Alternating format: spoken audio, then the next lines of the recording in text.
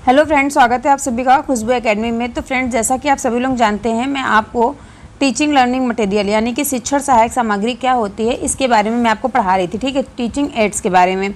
तो आप सभी को पता होगा कि ये जो शिक्षण सहायक सामग्री है क्या होती हैं, तो इसके बारे में मैंने आपको बता दिया था कि क्या क्या है। ठीक है, शिक्षण सहायक सामग्री का जो मुख्य उद्देश्य क्या होता है, बालकों को अधिगम यानी कि सिखाने का जो तरीका होता है किस प्रकार से सिखाया जाता है। और इसके पहले भी जो क्लासेस चली थी उसमें फ्रेंड्स मैंने आपको शिक्षण सूत्र बताया था और शिक्षण सहायक सामग्रियाँ जिसे है। और इसके बाद फिर फ्रेंड्स मैंने आपको बताया था,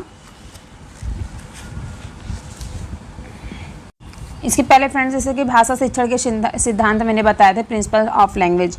तो वो सभी क्लासेस आपकी कंप्लीट हो चुकी हैं और उससे रिलेटेड जितने भी क्वेश्चन आंसर आपके एग्जाम में पूछे गए थे तो वो मैंने क्वेश्चन आंसर भी आप सभी को करा दिए हैं। ठीक है, तो आई होप आप सभी को जितने भी क्वेश्चन आंसर मैंने कराए हैं सभी आपको अच्छे से समझ में आए होंगे। ठीक है, तो आज की क्लास जो फ्रेंड्स है इसमें देखिए मैं आपको बताऊँगी अधिगम यानी कि लर्निंग क्या है और इसकी जो प्रोसेस थी, जैसे कि प्रोसेस जो मैंने बताया था जो रह गया था उसको आज की क्लास में कराऊंगी। क्योंकि जो ये आपका शिक्षण सहायक सामग्री है ना, काफ़ी लंबा चैप्टर है। ठीक है, इसको मैं 2 क्लास में कंप्लीट करती हूँ क्योंकि एक क्लास कर दी ज़्यादा लंबा हो रहा था क्लासेस। तो ज़्यादा लंबा क्लासेस जो होता है तो क्या होता है ना फ्रेंड्स, बोरिंग होने लगता है आप लोगों को। ठीक है, तो इसी वजह से फिर मैंने क्या कहा कि मतलब इसको 2 क्लास में समझाती हूँ आपको, थोड़ा थोड़ा 2 पार्ट करके। तो फर्स्ट क्लास में जो है फ्रेंड्स मैंने आपको बता दिया था शिक्षण सहायक सामग्री क्या क्या होती हैं, उसकी क्या परिभाषाएं होती हैं। परिभाषाएं जैसे फ्रेंड्स थोड़ा सा मैं आपको बता देती हूँ एक परिभाषा।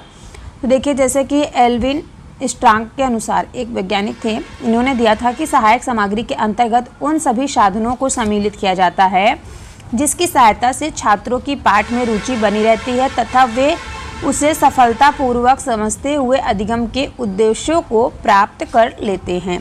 तो ये फ्रेंड्स मैंने ऐसे ही आपको 2-3 वैज्ञानिकों के अनुसार मैंने आपको बताया था। ठीक है, इसके बाद फ्रेंड्स हम बात करेंगे, मैंने आपको बताया था शिक्षण सहायक सामग्री का महत्व क्या होता है। उसके बाद नेक्स्ट मैंने आपको बताया था शिक्षण सहायक सामग्री के प्रयोग और उद्देश्य क्या क्या हैं।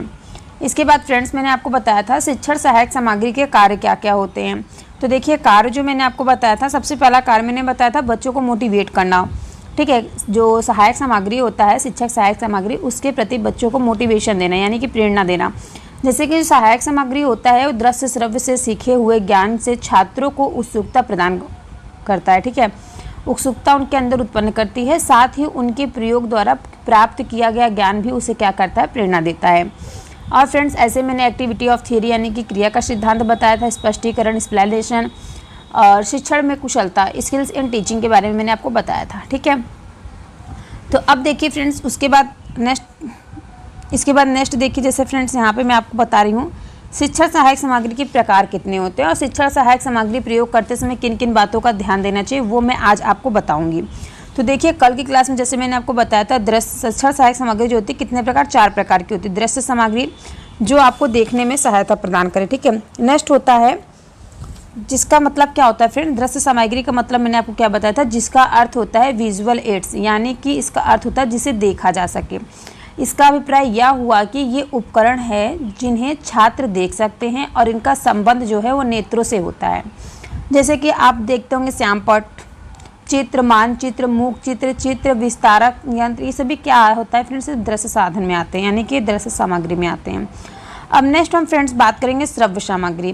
तो श्रव्य सामग्री का जो मतलब होता है, जैसा कि इनका संबंध होता है श्रवणेंद्रियाँ, जैसे श्रवणेंद्रियाँ मतलब आपके कानों से, सुनने से होता है। इसके द्वारा बच्चे क्या करते हैं, छात्र क्या करते हैं, सुनते हैं, सुन करके ज्ञान प्राप्त करते हैं। और इसके मुख्य उपकरण जैसे कि आपको रेडियो फ़ोन हो गया, ग्रामोफोन हो गया, टेलीफोन हो गया, टेप रिकॉर्डर हो गया आदि, इन सभी चीज़ों से बच्चे सुन के सीखते हैं। अब इसके बाद फ्रेंड्स नेक्स्ट यहाँ आपका आता है दृश्य श्रव्य सामग्री। तो ये क्या होता है फ्रेंड्स, दृश्य श्रव्य सामग्री जो है ये है फ्रेंड्स ऑडियो वीडियो एड। इसका प्रयोग बहुत कम है, इसको मैं आपको लास्ट में बताती हूँ। ठीक है, इसके बारे में। तो आपको जो दृश्य श्रव्य सामग्री है ना फ्रेंड्स, इन उपकरणों का जो संबंध है वो छात्रों की आँखों और कानों दोनों से होता है। ठीक है, इसमें क्या होता है, दृश्येंद्रिया एवं श्रवणेंद्रिया मतलब कि दृश्य आँखों वाली और कान वाली दोनों का एक साथ प्रयोग करके छात्र ज्ञान प्राप्त करते हैं। जैसे कि मैं आपको बता दूं, टेलीविज़न हो गया, चलचित्र हो गया, नाटक हो गया, ये सभी क्या है, ये आपके दृश्य श्रव्य सामग्रियाँ हैं। ठीक है, तो आई होप फ्रेंड्स ये आपको जो तीनों पॉइंट समझ में आ गया होगा। ठीक, इसके बाद इसके आगे नेक्स्ट हम चलते हैं।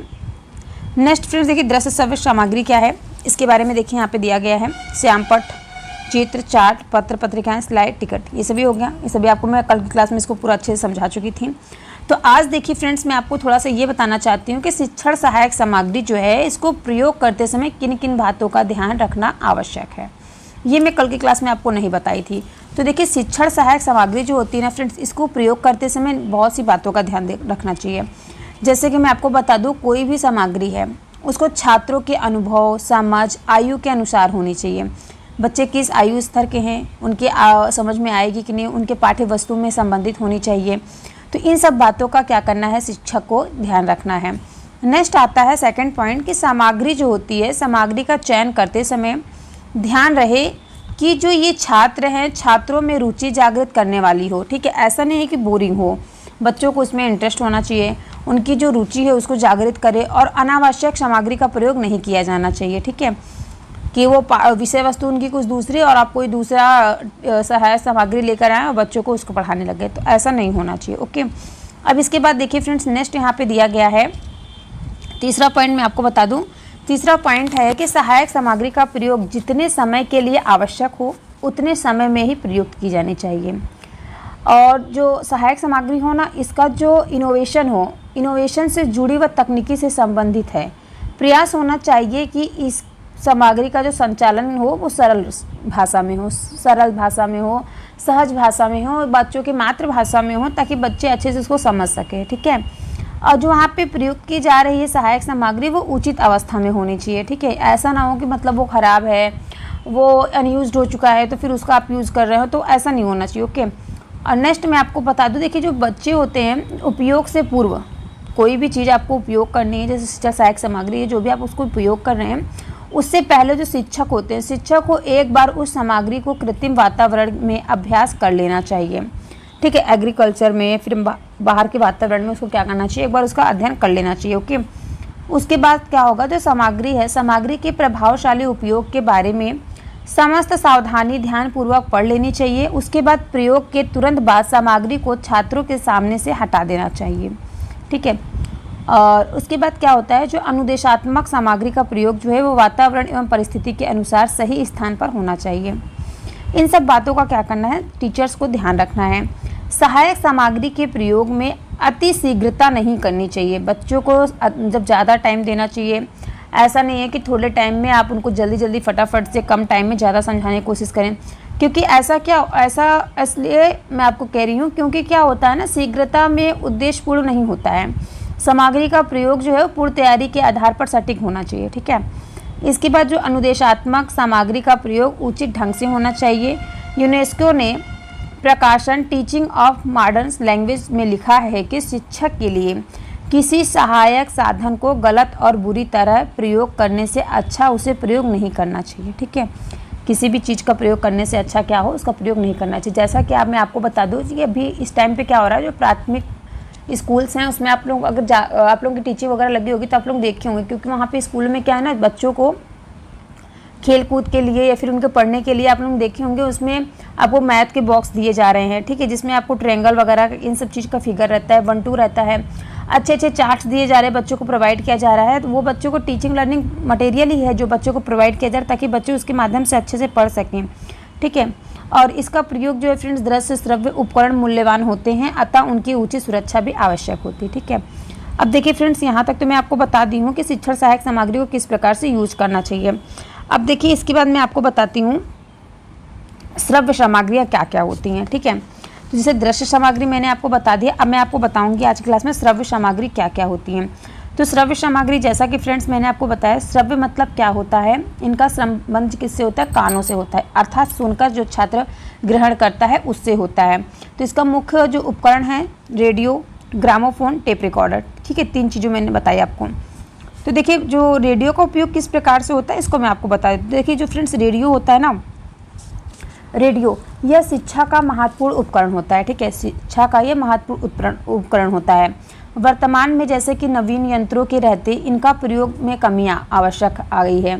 जैसे कि फ्रेंड्स आप लोग जानते हैं, जब भी मतलब आप लोगों के समय में तो रेडियो बहुत ही कम देखने को मिल रहा है। जैसे कि मतलब हम लोग अपनी बात बता रहे हैं, जैसे कि हम लोग जब छोटे पर थे तो हम लोग के दादा वगैरह क्या करते थे, रेडियो, गांव में कोई किसी एक के यहाँ रेडियो वगैरह हुआ करता था, तो उनके यहाँ जब रेडियो चालू होता था ना, बहुत सारे लोग भीड़ लगा के सुना करते थे।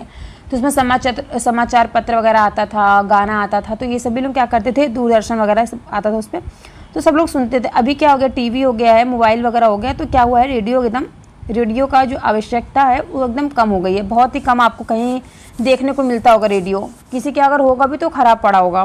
ठीक है, कमेंट करके आप लोग जरूर बताइए किसके किसके यहाँ रेडियो है अभी। ठीक है, किंतु क्या हुआ है, जो ग्रामीण अंचलों में आज भी यह प्रभावशाली, जहाँ पे मतलब बहुत पुराने गांव जैसे राजस्थान वगैरह में बहुत कम देखने को आपको मिलेगा वहाँ पे कुछ लोगों के यहाँ, इसके माध्यम से क्या हुआ है, उच्च कोटि के शिक्षा शास्त्री भाषाविदों के उद्गार, राष्ट्रीय अंतर्राष्ट्रीय चर्चा, नाटकों, कहानियों का प्रसारण आदि से भाषा शिक्षण में काफ़ी मदद मिलती थी। जैसा कि फ्रेंड्स मैंने आपको बताया ना, पहले क्या होता था गांव में, इससे क्या होता था, राष्ट्रीय अंतर्राष्ट्रीय चर्चा, जैसे कि समाचार पत्र, जैसे पत्रावार है, तो पहले सब लोग रेडियो में सुना किया करते थे। नाटक को भी सुनते थे लोग पहले, कहानियों को भी सुनते थे, किसके माध्यम से, रेडियो के माध्यम से। ओके, अब देखिए उसमें क्या होता था, जो लोग सुनते थे तो उनकी जो भाषा होती थी ना, भाषा में क्या होता था, सुधार होता था, भाषा शिक्षण में क्या होता था, काफ़ी मदद मिलती थी। अब देखिए फ्रेंड्स, नेक्स्ट यहाँ पे दिया गया है ग्रामोफोन। तो ग्रामोफोन का यूज़ किस प्रकार करते थे श्रव्य सामग्री में, तो देखिए रेडियो की ही भांति या शिक्षण का प्राचीन माध्यम है, वर्तमान में प्रयोग कम ही देखने को मिलता है। इसके माध्यम से क्या होता था, छात्रों के अशुद्ध उच्चारणों को शुद्ध करने में काफ़ी मदद मिलती थी ग्रामोफोन के माध्यम से। ठीक है, इसे लिग्वा फोन भी बोलते हैं। ओके, अब इसके बाद फ्रेंड्स आता है टेप रिकॉर्डर। टेप रिकॉर्डर क्या होता है फ्रेंड्स, टेप रिकॉर्डर जो है वो ध्वनियों के ज्ञान हेतु विशेष भूमिका निभाता था। किसके लिए फ्रेंड्स, संगीत के लिए। ठीक है, जिसमें क्या होता था, छात्र अपनी ही आवाज़ को रिकॉर्ड कर बार बार सुन सकते थे, ताकि शब्दों के सही उच्चारण, बोलने की गति, आरोह अवरोह, विराम चिन्हों का जो प्रयोग होता था वो अपने वक्तव्य तथा उच्चारण संबंधी त्रुटियों को भली भांति समझकर उसमें सुधार कर सकते थे। ओके, जैसा कि मैंने आपको बताया ना, टेप रिकॉर्डर क्या होता है, जैसे बच्चे अपनी आवाज़ को रिकॉर्ड करके फिर उसको सुना करते थे और देखते थे मेरी वहाँ पे कहाँ पे गलती हो रही है, उसको सुधार करने की कोशिश किया करते थे। ठीक है, तो इसी को फ्रेंड्स ये जो है टेप रिकॉर्डर हो गया। तो फ्रेंड्स आई होप आप सभी को जो श्रव्य सामग्री ये सभी सब अच्छे समझ में आ गया है, दृश्य सामग्री और श्रव्य सामग्री। ओके, अब फ्रेंड्स इसके बाद आता है आपका दृश्य श्रव्य सामग्री। ये क्या होता है इसके बारे में मैं आपको बताती हूँ। तो जैसे कि फ्रेंड्स मैंने आपको बताया ना, इस सामग्री से बच्चों की अधिकतम इंद्रियां का उपयोग होता था और बेहतर ज्ञान हासिल करने के लिए सभी इंद्रियों का उपयोग आवश्यक है, और इनके उपयोग से किसी भी विषय वस्तु को रोचक, सरल, बोधगम्य बनाया जा सकता है, जैसे कि टेलीविज़न, फिल्म, प्रोजेक्टर। तो देखिए फ्रेंड्स इसके बारे में आपको बताती हूँ। तीसरा जो आपका है दृश्य श्रव्य सामग्री। दृश्य श्रव्य सामग्री जो है फ्रेंड्स ये प्रमुख है, क्योंकि क्या होता है ना, दृश्य श्रव्य सामग्री जो है फ्रेंड्स इसमें जो है चलचित्र, सिनेमा घर, टेलीविज़न, नाटक ये सभी आते हैं। तो देखिए फ्रेंड्स इसमें क्या होता है, सबसे पहले मैं आपको, तो जैसे यहाँ पे दिया गया ना टेलीविज़न, फिल्म, प्रोजेक्टर। तो देखिए ये क्या है, फिल्म प्रोजेक्टर जो है, यहाँ पे देखिए फ्रेंड्स ये जो चलचित्र सिनेमा है ना, ये वर्तमान में शिक्षण का सबसे सस्ता और सर्वसुलभ साधन है, जिसके माध्यम से कई अनुसंधानात्मक जानकारी जो है छात्रों तक पहुंचाई जाती है। ठीक है, जैसा कि आप लोग देखते होंगे टीवी वगैरह में, फिर मोबाइल के माध्यम से बच्चे क्या करते हैं, बच्चे अगर आपके घर में छोटे बच्चे होंगे, आप लोग देखते होंगे, बच्चे कोई सा भी एक छोटा सा भी गाना सुन लेते हैं तो उसको दिन भर रिपीट करते रहते हैं। तो क्या होता है, उनकी जो भाषा होती है उसमें अभी इस टाइम पे मैं आपको बता दूं बहुत ही ऐसा होगा कि जिसके मतलब पेरेंट्स घर में बच्चों को पढ़ाना सिखाते होंगे, नहीं तो बच्चे मोबाइल ले रहते हैं, उसी के मोबाइल के ही थ्रू क्या करते हैं बच्चे, छोटे बच्चे हैं, जितना भी हम लोग को मोबाइल चलाना नहीं आता उससे ज़्यादा क्या है मोबाइल के लिए मास्टर बच्चे हो गए हैं, तो लोग मोबाइल के ही माध्यम से क्या कर लेते हैं, सीख जाते हैं। ठीक है, अब इसके बाद फ्रेंड्स आता है टेलीविज़न। तो 20वीं शताब्दी में जो वैज्ञानिक थे वो सबसे लोकप्रिय साधन क्या मानते थे, टेलीविज़न को अपना महत्वपूर्ण स्थान देते थे उन्होंने, और इसमें शिक्षक चाहे तो स्वयं अपनी पाठ योजना तैयार कर टेप कर सकता था, और योग्य शिक्षकों को पढ़ाने की जो शैली होती थी आदि को अपने अध्यापन के लिए प्रयोग कर सकता था। और इसके अतिरिक्त भी वो क्या करते थे, बाल सभा, प्रश्नोत्तर प्रतियोगिताएं जैसे कई कार्यक्रमों का प्रसारण भी टेलीविज़न में किया जाता था। ठीक है फ्रेंड्स, किसमें, टेलीविज़न में किया जाता था। और फ्रेंड्स यहाँ जो प्रोजेक्टर आपको दिखाया जा रहा है ना, तो फ्रेंड्स जो पहले नाटक या थिएटर होता था, इसमें दृश्य एवं श्रव्य दोनों प्रकार की जो विधा होती थी। नाटक को रंगमंच पर अभिनीत कर पाठकों, दर्शकों व अनपढ़ या जनसाधारण के लिए भी ग्राम्य एवं संप्रेषण बनाया जा सकता था।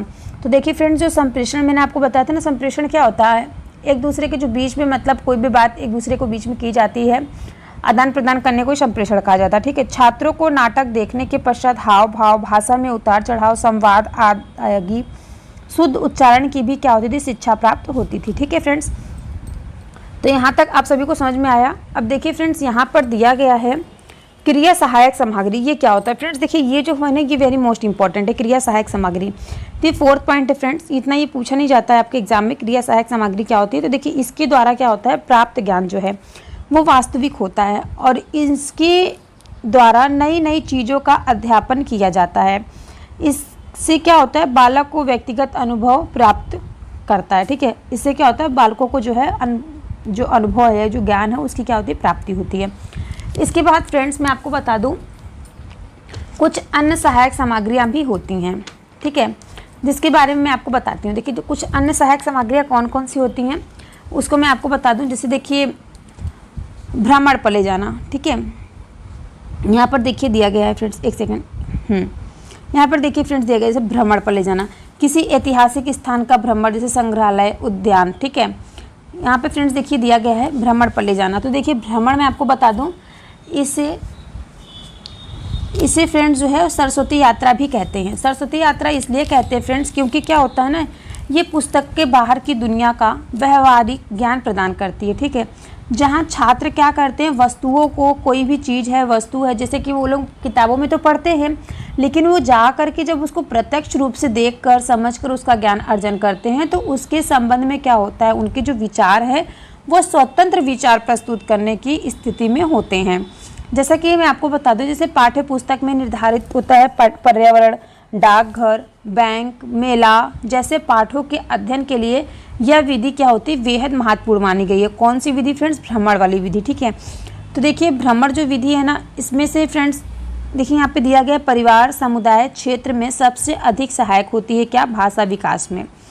ठीक है, भाषा विकास में सबसे ज़्यादा जो सहायक होती है वो क्या होती है, भ्रमण विधि। ठीक है, तो परिवार समुदाय और क्षेत्र में सबसे अधिक सहायक होती कौन, भाषा विकास में। ठीक है, तो भाषा क्या होता है फ्रेंड्स, भाषा शिक्षक जो है वो चरित्रवान एवं शारीरिक व मानसिक रूप से स्वस्थ होना चाहिए। भाषा शिक्षक कैसा होना चाहिए, चरित्रवान होना चाहिए और शारीरिक व मानसिक रूप से स्वस्थ होना चाहिए। इसके पहले फ्रेंड्स मैं थोड़ा सा आपको बता दूं, जो फ्लैश कार्ड क्या होता है। फ्लैश कार्ड का भी काफ़ी ज़्यादा योगदान होता है।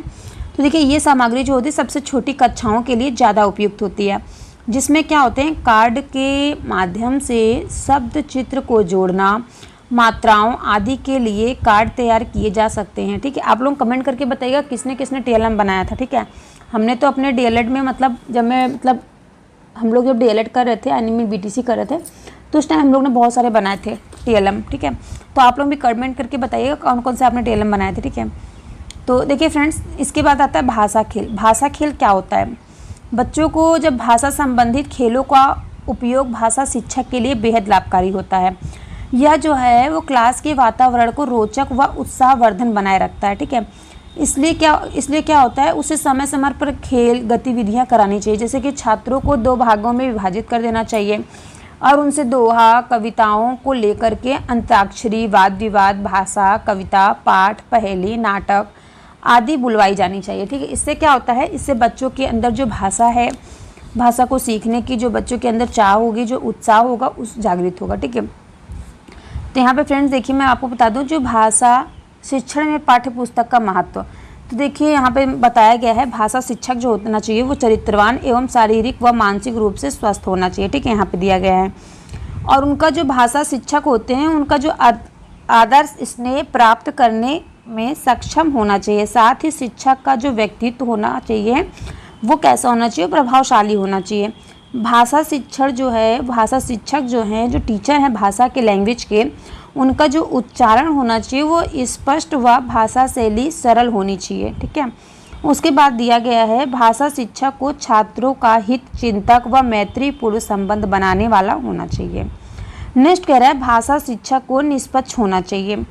इसके बाद फ्रेंड्स मैं आपको बता दूं, जो देखिए भाषा शिक्षक में पाठ्य पुस्तक का क्या महत्व होता है। यहाँ पे तो उन्होंने टीचर्स का महत्व बता दिया, भाषा शिक्षक को जो टीचर्स होते हैं वो किस प्रकार होने चाहिए।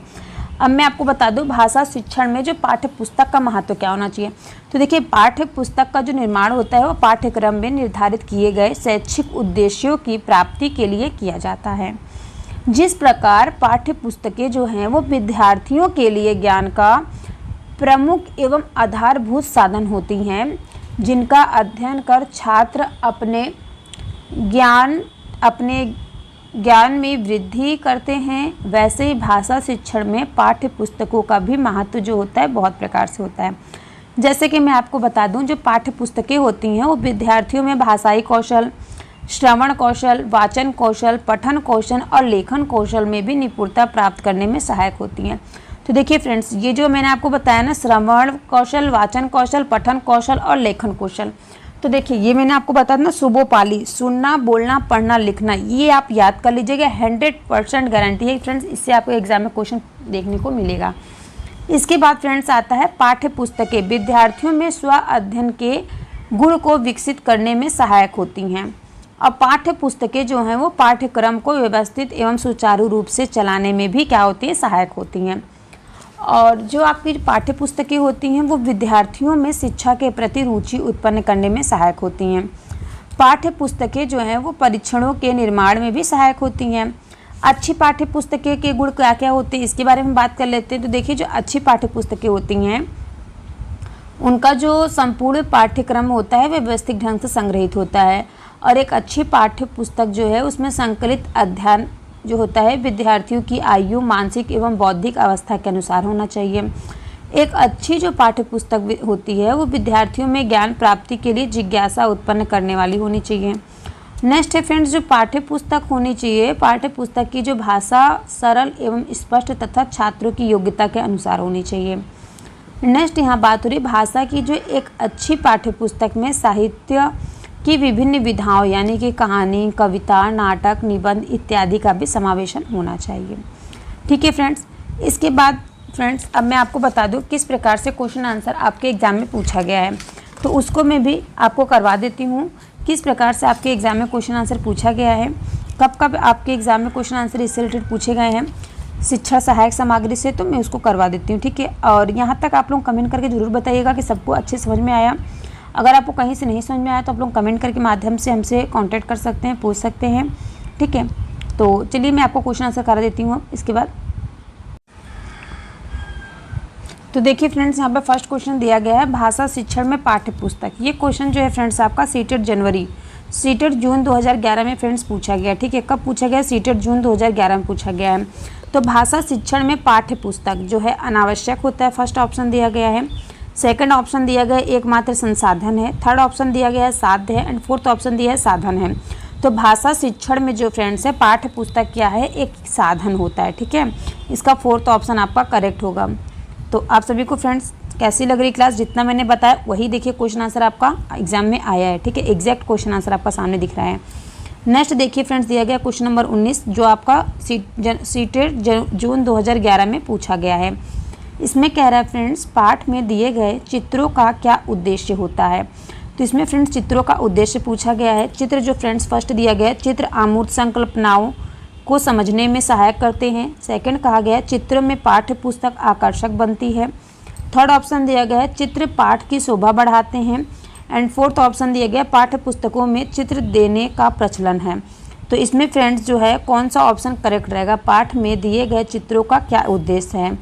तो इसमें फ्रेंड्स जो आपका 19 क्वेश्चन में फर्स्ट ऑप्शन करेक्ट हो जाएगा। चित्र अमूर्त संकल्पनाओं को समझने में सहायक होता है। ठीक है। अमूर्त चिंतनाओं को। ओके। इसमें फ्रेंड्स फर्स्ट ऑप्शन आपका करेक्ट। नेक्स्ट देखिए दिया गया क्वेश्चन नंबर 20। इसमें कह रहा है प्राथमिक स्तर पर भाषा की पाठ्य पुस्तकों में किस तरह की रचनाओं को स्थान दिया जाना चाहिए। पहला कह रहा है केवल कहानियाँ अथवा कविताएं। दूसरा कह रहा है विदेशी साहित्यों की रचनाएं। थर्ड ऑप्शन कह रहा है ऐसी रचनाएं जो बच्चों के परिवेश से जुड़ी हों और जिनमें भाषा की अलग अलग छटाएं हों। चौथा कह रहा है जो प्रत्यक्ष रूप से मूल्यों पर आधारित हों। तो इसमें फ्रेंड्स कौन सा ऑप्शन आपका करेक्ट रहेगा? तो 20वें क्वेश्चन में फ्रेंड्स आपका ये तीसरा नंबर ऑप्शन जो है वो करेक्ट रहेगा। ऐसी रचनाएं जो बच्चों के परिवेश से जुड़ी हों और जिनमें भाषा की अलग अलग छटाएं हों। ठीक है। इसमें आपका थर्ड ऑप्शन जो है वो करेक्ट रहेगा। तो फ्रेंड्स, आपको क्लास कैसी लग रही कमेंट करके ज़रूर बताइएगा। सभी से रिक्वेस्ट है कि आप लोग चैनल को सब्सक्राइब और वीडियो को लाइक ज़रूर कीजिएगा, ठीक है। और इसके आगे का भी 2-3 क्वेश्चन है, उसको भी कर लेते हैं। देखिए 21 क्वेश्चन नंबर है, क्या कह रहा है। भाषा की जो पाठ्य पुस्तक है, पाठ्य पुस्तक का निर्माण करते समय सबसे कम महत्वपूर्ण बिंदु क्या है। फर्स्ट यहाँ पे फ्रेंड्स देखिए, अभी आपका सीटेट जनवरी 2012 में पूछा गया है। फर्स्ट ऑप्शन कह रहा है भाषा की विभिन्न छटाएँ। सेकंड कह रहा है अभ्यासों में वैविध्य। थर्ड ऑप्शन कह रहा है पाठों की संख्या। एंड फोर्थ ऑप्शन कह रहा है विषय वस्तु में वैविध्य। तो इसमें कौन सा ऑप्शन आपका करेक्ट रहेगा। क्वेश्चन नंबर 21 में फ्रेंड्स जो है वो पाठ्य पुस्तक का निर्माण करते समय सबसे कम महत्वपूर्ण बिंदु जो है वो पाठों की संख्या। ओके फ्रेंड्स, पाठ की संख्या, जो कितने पाठ की संख्या आपकी है, ये सबसे कम महत्वपूर्ण होता है। नेक्स्ट कह रहा है भाषा की जो पाठ्य पुस्तकें हैं, ये क्वेश्चन आपका फ्रेंड्स सीटेट नवंबर 2012 में पूछा गया, ठीक है।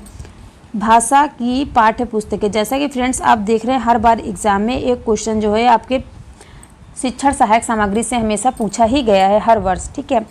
तो देखिए यहाँ पे भाषा सीखने का एकमात्र संसाधन जो है वो क्या है। भाषा की पाठ्य पुस्तकें, ये फ्रेंड्स यहाँ पे क्वेश्चन है भाषा की जो पाठ्य पुस्तकें हैं, इसमें आपका कौन सा ऑप्शन करेक्ट रहेगा। फर्स्ट ऑप्शन दिया है भाषा सीखने का एकमात्र संसाधन है क्या पाठ्य पुस्तकें। नेक्स्ट कह रहा है कि अभ्यास परक भी होना चाहिए पाठ्य पुस्तकें जो हैं। थर्ड ऑप्शन कह रहा है साधन है। फोर्थ ऑप्शन कह रहा है साध्य है। तो इसमें फ्रेंड्स आपका साधन हो जाएगा, ठीक है। तीसरा ऑप्शन आपका करेक्ट है। भाषा की पाठ्य पुस्तकें क्या है, एकमात्र साधन होती हैं, ठीक है, भाषा सीखने की। तो फ्रेंड्स क्लास कैसी लगी कमेंट करके ज़रूर बताइएगा, ठीक है। नेक्स्ट क्वेश्चन देखिए यहाँ पे 2 दिया गया है। क्वेश्चन नंबर 23 है, ये भी क्वेश्चन आपका सीटेट नवंबर 2012 में पूछा गया है। देखिए फ्रेंड्स, पत्र पत्रिकाएं भाषा सीखने में, फर्स्ट ऑप्शन कह रहा है त्रुटियों को बढ़ावा देती हैं। पत्र पत्रिकाएं जो है भाषा सीखने में क्या करती है, त्रुटियों को बढ़ावा देती हैं।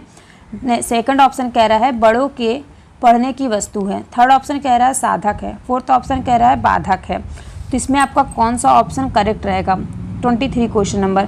तो देखिए फ्रेंड्स, जो पत्र पत्रिकाएं हैं ये भाषा सीखने में क्या है, एक प्रकार का साधक है, ठीक है फ्रेंड्स, क्या है, साधक है। 24 क्वेश्चन नंबर जो है फ्रेंड्स, ये भी देखिए आपका सीटेट जुलाई 2013 में पूछा गया है। इसमें कह रहा है भाषा कक्षा में विभिन्न दृश्य श्रव्य साधनों के उपयोग का उद्देश्य नहीं है। तो देखिए फ्रेंड्स, इस क्वेश्चन में फर्स्ट ऑप्शन कह रहा है आधुनिक तकनीकी को कक्षा में लाना। सेकंड ऑप्शन कह रहा है सभी प्रकार के बच्चों की आवश्यकताओं का ध्यान रखना। एंड थर्ड ऑप्शन कह रहा है सीखने सिखाने की प्रक्रिया में रुचि कर बनाना। फोर्थ ऑप्शन कह रहा है विद्यालय जो है वो प्रमुख के निर्देशों का पालन करना। तो इसमें आपका कौन सा ऑप्शन जो है वो करेक्ट रहेगा। तो देखिए फ्रेंड्स, यहाँ पे बात हो रही है भाषा कक्षा में विभिन्न दृश्य श्रव्य साधनों के उपयोग में उद्देश्य नहीं है। तो यहाँ पे फ्रेंड्स देखिए विद्यालय प्रमुख के निर्देशों का पालन करना, ये फ्रेंड्स आपका फोर्थ ऑप्शन जो है वो करेक्ट हो जाएगा, ठीक है। ऐसे ही फ्रेंड्स मिलते हैं आपसे नेक्स्ट क्लास में। क्लास कैसी लगी कमेंट करके ज़रूर बताइएगा। सभी से रिक्वेस्ट है कि चैनल को सब्सक्राइब और वीडियो को लाइक ज़रूर कीजिएगा। धन्यवाद।